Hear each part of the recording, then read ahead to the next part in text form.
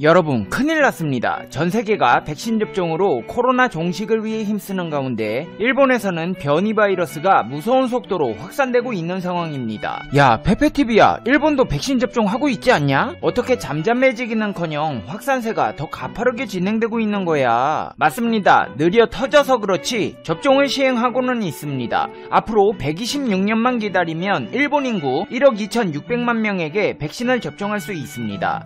이 정도 속도라면 그냥 안 하느니만 못한 상황입니다. 문제는 일본발 변이 바이러스가 감염력이 강한 데다 항체를 감소시키는 기존 변이 바이러스의 특징을 비롯해서 나쁜 특성을 모두 다 가지고 있다는 것입니다. 백신 접종이 느려 터졌으면 방역이라도 똑바로 할 것이지 일본에서는 여러가지 정신나간 조치들로 인해 다시 한번 전세계를 위기 속에 빠뜨리게 될 수 있다는 분석이 나오고 있는데요. 전세계가 경악해버린 일본의 상황에 대해 자세히 알아보겠습니다. 페페TV 팩트 체크. 신종 코로나 바이러스 감염증 팬데믹 속에 일본 내 변이 바이러스 확진자 증가세가 심상치 않습니다. 상케이 신문은 일본발 변이 바이러스 확진자가 일주일에 1.5배 속도로 확산 중이라고 전했습니다. 일본 후생 노동성에 따르면 공항 검역을 제외한 일본 국내에서 확인된 변이 바이러스 확진자가 통계치 집계로 볼 때 일주일에 1.5배 속도로 증가 중인 것을 알 수 있다고 전했는데요. 특히나 지진 발생 지역을 중심으로 미야기현과 후쿠오카현까지 급속하게 확산되는 중이라서 우려가 커지고 있습니다. 이 일본발 변이 바이러스 특징 중 하나가 종전 바이러스보다 아이들의 감염 비율이 높은 경향을 보이고 있다는 것인데요. 후생 노동성이 분석한 194명 가운데 10대 미만이 19%로 전 연령층 가운데 가장 많은 것으로 나타났으며 보육원 등 어린이 관련 시설에서 변이 바이러스의 집단 감염이 연이어 보고되고 있고 고령자 시설을 중심으로 집단 감염 사태까지 발생해 중환자와 사망자의 증가가 우려된다고 밝혔습니다. 상황이 이런 가운데 느려 터진 백신 접종은 일본인들의 화를 더욱 돋구고 있습니다. 교도통신이 일본 유권자를 상대로 실시한 전화 여론조사에서 응답자의 65.6%는 일본 정부의 코로나19 백신 접종이 더디게 진행된다고 평가하는 것으로 조사되었습니다. 순조롭게 진행되고 있다고 답한 이들은 겨우 28.9%였습니다. 특히나 응답자의 82.2%는 일본 각지에서 변이 바이러스가 확인되고 있는 것에 관해 불안을 느낀다고 반응했습니다. 이렇듯 불안감이 고조된 일본 국민들을 향해 정부는 걱정할 필요 없다며 긴급사태를 완전히 해제해버렸습니다.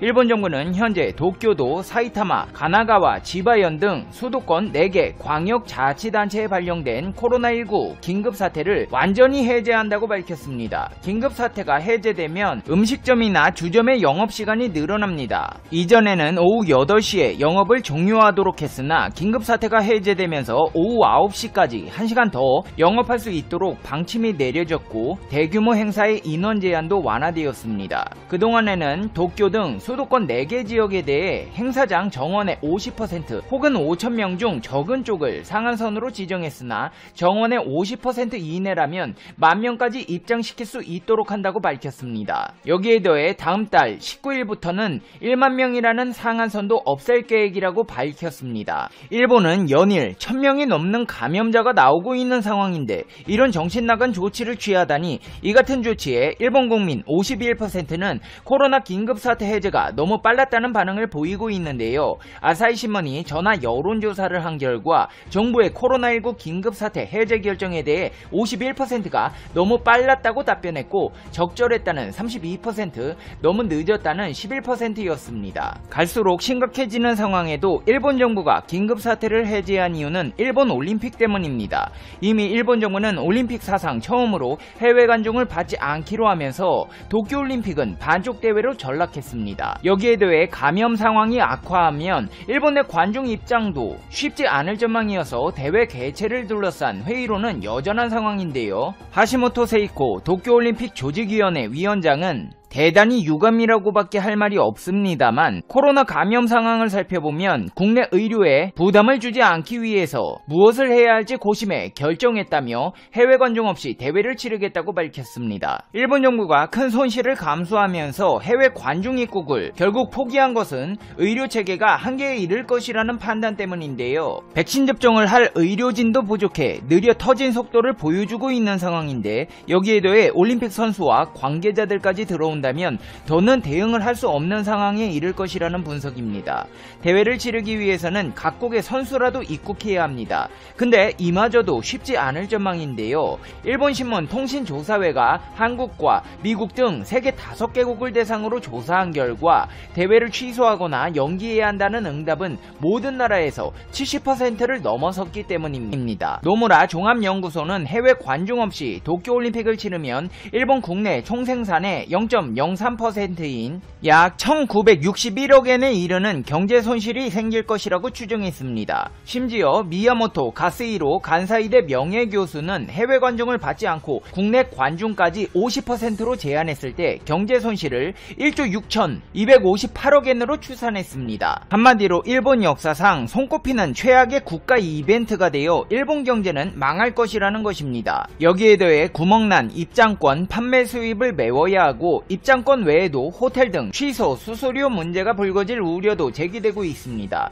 입장권 판매 수입이 줄어들 뿐 아니라 해외 관광객이 일본에서 뿌릴 호텔 등 숙박비, 교통비 등이 사라지기 때문입니다. 문제는 이 일본의 호텔이나 교통업체들이 취소, 수수료에 대해 지불할 의무가 없다고 밝히며 배째고 있다는 것입니다.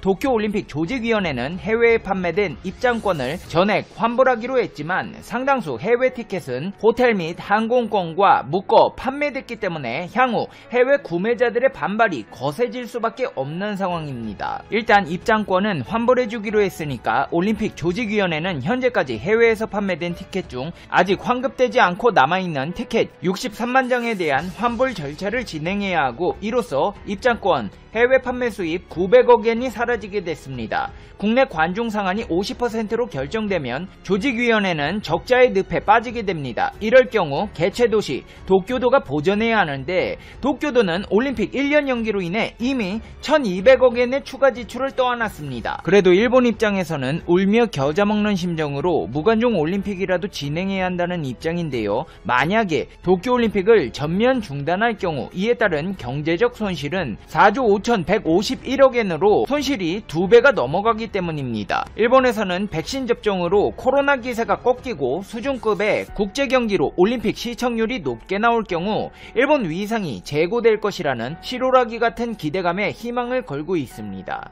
하지만 이는 희망사항일 뿐이고 올림픽 기간에 집단 감염이 일어나면 스가 정권은 끝난다고 봐도 무방할 정도로 위험한 선택이었다는 분석들이 나오고 있습니다. 일본은 해외 관중을 받지 않는다 해도 올림픽 개최를 위해서는 참가 선수 15,000여 명을 포함해 관계자, 취재진 등 최소 수만 명이 일본에 입국해야 합니다. 이들 사이에 집단 감염이 발생하거나 변이 바이러스가 퍼져나갈 가능성도 배제할 수 없습니다. 일본발 코로나가 확산될 경우 무리하게 올림픽을 밀어붙인 스가 정권은 큰 타격을 입을 수밖에 없습니다. 일본에서 이렇게 자신들의 이익을 위해 계산기를 두드리고 있는 동안 대한민국에서는 세계 최초로 놀라운 발명을 해 다시 한번 전 세계의 이목을 집중시키고 있습니다. 그것은 바로 시젠이 개발한 변이 바이러스들을 한 번에 잡아낼 수 있는 신종 코로나 바이러스 감염증 진단키트입니다. 10개 유전자를 한 개 튜브로 검사할 수 있는 제품으로 새로운 변이 바이러스도 잡을 수 있을 것이라는 기대감이 커지고 있습니다. 시젠이 최근 개발을 마친 진단키트는 튜브 하나에 담긴 검체를 통해 10개 유전자를 한꺼번에 검사합니다. 검체 유효성을 확인하는 유전자 1개 외에 기존 코로나 바이러스 유전자 4개와 변이 바이러스 유전자 5개를 검사합니다. 이 진단키트는 영국, 남아프리카 공화국, 브라질, 일본, 나이지리아 변이 바이러스를 모두 잡아낼 수 있습니다. 세계보건기구는 코로나19 확진 기준으로 최소 2개 이상의 코로나 바이러스 유전자를 검사할 것을 권고하고 있었는데 이번에 시젠이 내놓은 진단키트로 인해 한 번에 해결할 수 있는 길이 열렸습니다. 게다가 시젠은 이번 진단키트 개발로 확진해서 변이 분석까지 하루 넘게 걸리던 검사 시간을 4시간으로 줄이는 데 성공했습니다.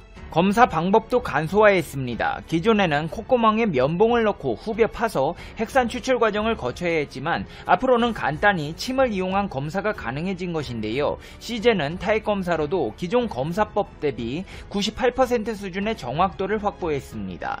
이제 페페TV의 결론입니다. 페페TV Conclusion. 아니, 한국은 어떻게든 기술 개발로 코로나 종식을 위해 노력하고 있는데 일본은 자기들 경제적 손실 막아보겠다고 결국 올림픽을 강행하겠다네요. 이런 경기가 흥행할 리가 있겠습니까? 선수들이 누가 가겠냐고요. 방역 대처도 형편없는 일본에 간다는 건 거의 목숨 걸고 간다는 건데 걱정이 많습니다. 손흥민, 김연경, 류현진 등 국보급 선수들 코로나라도 걸리면 어떻게 하냐고요. 호텔이랑 비행기 티켓 환불도 안 해주는 국가에서 책임을 지려고 할까요? 일본의 과거 행보를 봤을 때 이번 올림픽은 거르는 게 좋을 듯 보이는데요.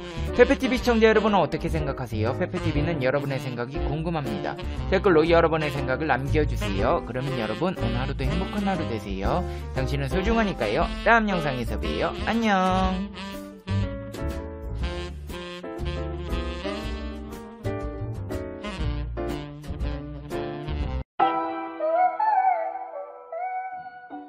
매일 다양한 세계 뉴스를 한방에 쭉 소개해드리는 푸쉬뉴스입니다. 오늘도 유익한 뉴스가 많습니다. 구독과 알람 설정으로 매일 시청하시기 바랍니다. 첫 번째 뉴스는 일본에서 뒤늦게 숨겨왔던 최종 판정자들이 병원에 의해 밝혀졌다는 소식입니다.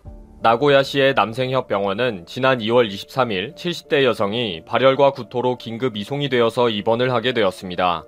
폐렴 검사에서 양성 반응이 있었고 거의 같은 시기에 동거를 하고 있던 두 여성도 입원을 하게 되었습니다. 병원에서는 관할 보건소에 C19 검사를 의뢰했는데 해외여행 경험이 없고 기존 최종 판정자와의 접촉이 없었다는 이유로 PCR 검사를 거부당합니다. 최근 병원에서는 아무리 치료를 해도 병세가 나빠지는 증세를 보고 다시 보건소에 강력하게 항의를 해서 검사를 했는데 C19로 최종 판정되었다는 것입니다. 보건당국에서 조사를 한 결과 이 3명의 여성이 있었던 노인복지시설에서 이미 70명 이상이 C19 최종 판정자로 확인되었습니다. 이에 대해 병원은 이미 이런 비슷한 증세를 가지고 진료를 받은 헬스클럽 직원들의 사례도 있었다고 하면서 상당히 두렵다고 했습니다. 지금 일본에는 이렇게 숨겨두었던 실태들이 드러나고 있습니다. 이미 숨진 노인들도 많고 위중한 상태의 최종 판정자들도 일본 전역에 발생했다고 합니다. 도대체 아베와 일본 정부는 무엇을 위해 이렇게 생명을 경시하는 걸까요? 천벌을 받을 것입니다. 다음 소식은 부활절인 12일 미국의 12개 이상의 대형 토네이도가 급습했다는 뉴스입니다. 텍사스에서 미시시피까지 토네이도의 공격을 받아서 수많은 주택 등이 상당한 피해를 입었습니다. 미국 국립기상청은 미시시피와 루이지애나에 13개의 토네이도가 발생했고 주택은 물론이고 지역 공항에서 여러 대의 비행기도 피해를 입었고 여러 도시에서 전력 공급이 차단되는 등의 심각한 피해를 입었다고 발표했습니다. 태풍 예측센터에 의하면 토네이도는 폭우와 우박을 동반하고 있으며 엄청난 폭풍으로 9,500만 명 이상의 사람들이 영향을 받을 수가 있다고 봤습니다. 이에 대해 미국 국민들은 트위터를 통해 힘든 날이 오고 있다. 우리는 집중해야 한다. 위험을 이겨내자. 라고 서로 용기를 주고 있습니다. 미국은 지금 C19로 세계 최고의 힘든 시기를 보내고 있는데 엎친 데 덮친 격이네요. 얼마나 많은 사람들이 피해를 입고 눈물을 흘리게 될지 전 세계가 어려운 때입니다. 다음 소식은 중국 질병예방센터의 C19에 대한 연구 결과 발표입니다. 중국의 병원 내부에서 채취한 C19는 의료진의 신발 밑창과 병원 내의 복도 등에서 발견된 것이라고 합니다. 진단용 면봉을 활용해서 의료진의 신발과 병원 바닥을 검사한 결과에서 나온 것이라고 하는데 결국 의료진이 C19를 나르는 캐리어의 역할을 하고 있었다는 것이 밝혀진 것입니다. 그리고 이렇게 바닥에 떨어진 C19는 중력과 공기 흐름에 의해 움직이게 되면서 분포를 확산시킨 것입니다. 연구 결과는 그렇다 치고 도대체 어디에서 숨을 쉬어야 하는지 걱정입니다. 금속 손잡이에도 며칠 생존하고 있다고도 하고 공기 중에서도 떠다닌다고 하는데 정말 백신 외에는 방법이 없는 것 같습니다. 한국의 김빈내리 교수가 공개한 C19 유전자 정보로 빨리 백신이 개발되었으면 좋겠습니다. 다음 뉴스는 포브스지의 기자가 직접 일본을 다니면서 외출 자제를 확인하고 쓴 이야기입니다. 조엘 러쉬라는 기자는 아베가 7일 비상사태를 선언하고 난 다음에 일본을 구석구석 다녀보면서 느낀 점을 소개했습니다. 일본이 지금 최악의 상황을 맞이하고 있는데 현재의 비상사태 선언은 너무 무기력하며 구체적인 대책이 없어서 이해할 수 없다고 했습니다. 기자는 요코하마 쇼핑센터 내 푸드코트에서 사람들이 꽤 많았고 요코하마의 공원에도 무덤덤하게 소풍을 즐기고 있는 모습을 확인했다고 합니다. 유니클로 매장은 여전히 영업 중이었는데 사람들이 부대끼며 같은 제품들을 만지작거리고 있는 모습도 보였다고 하네요. 가뜩이나 늦은 비상사태 선언도 문제인데 이렇게 느긋하게 대처해서 과연 C19를 통제할 수 있을지 의문이라고 글을 마무리했습니다. 일본에 과연 방역체계가 있는지 의심을 받을 정도로 지금까지 너무 불투명하고 무대책입니다. 매일 수백 명의 최종 판정자가 쏟아지고 있는데도 긴장감 없는 아베의 책임이 너무 큽니다. 다음 뉴스는 도대체 뭐하는 국제기구인지 의심스러운 세계보건기구 소식입니다. 데이비드 나바로 특사는 C19는 백신이 개발될 때까지 인류를 계속 괴롭히는 스토커가 될 것이라고 밝혔습니다. 일단 지금은 각국은 국내의 현실에 직접적으로 대처하느라고 분주하지만 결국은 모든 나라들이 서로 협력을 해야 한다고 했습니다. 세계가 하나의 경제권으로 되어 있기 때문에 백신이 개발되어 완전한 종식이 되지 않는다면 언제든지 폭발적인 전파와 신규 판정자가 쏟아질 것이고 그때까지 C19는 스토킹을 계속할 것이니 조심하라고 했습니다.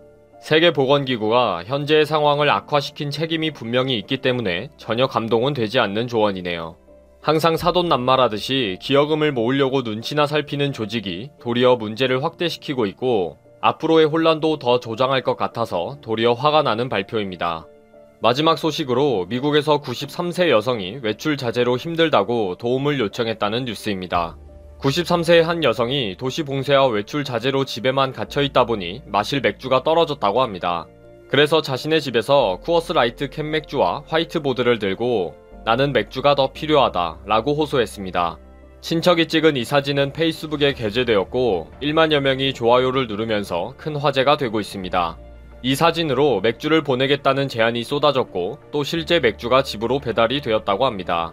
올리브 베로넷이라는 이 여성은 인터뷰를 통해 젊고 이쁜 여성이 한다면 좋은 일이 더 많이 생길 것이다 라고 하며 적극 추천했다고 합니다. 좋은 일이 없는 어려운 때에 한 할머니의 재미있는 호소가 많은 사람들을 웃게 만들고 서로 사랑하게 해주네요. 이렇게 좋은 일들이 앞으로 많이 생겼으면 좋겠습니다. 이상 푸쉬뉴스였습니다. 프렌푸쉬 채널과 함께 구독과 알람 설정 부탁드립니다. 감사합니다.